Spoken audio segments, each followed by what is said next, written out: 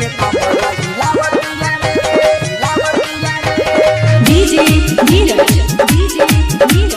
Satyanand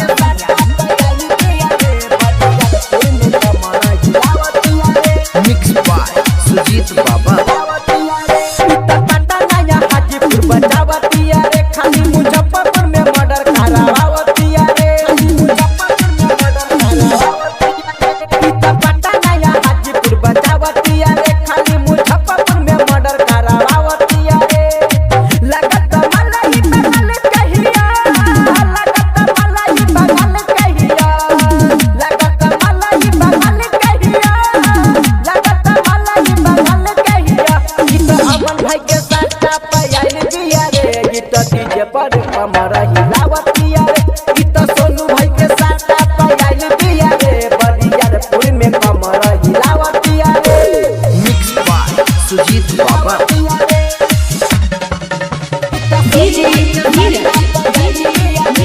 Satyanand S films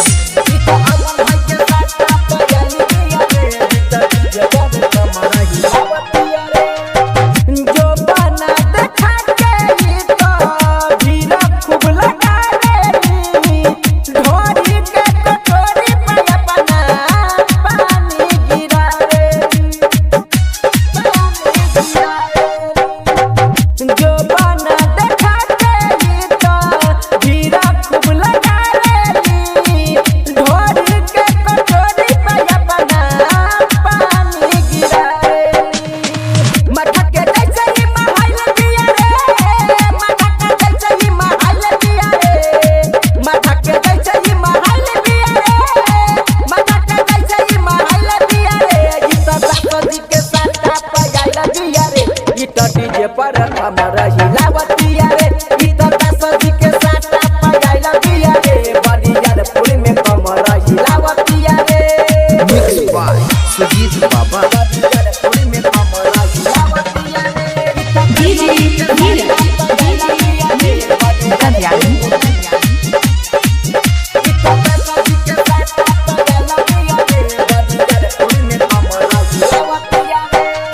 Sujit बाबा अविनाश करे छिया छिया दिल पे दर्दी तानू कहे महकत दिया सुजीत बाबा अविनाश करे छिया छिया दिल पे दर्दी तानू कहे महकत दिया लगन में खट गई मोटाइल दिया रे लगन में खट गई गदराइल दिया रे लगन में खट गई मोटाइल दिया रे लगन में खट गई गदराइल दिया रे ई तो अमन भाई के साथ पायल दिया रे ई तो डीजे पर कमरा हिलावतिया रे ई तो चंदन भाई के साथ पायल दिया रे बरियारपुर में कमरा हिलावतिया रे जगदम्बा रिकॉर्डिंग स्टूडियो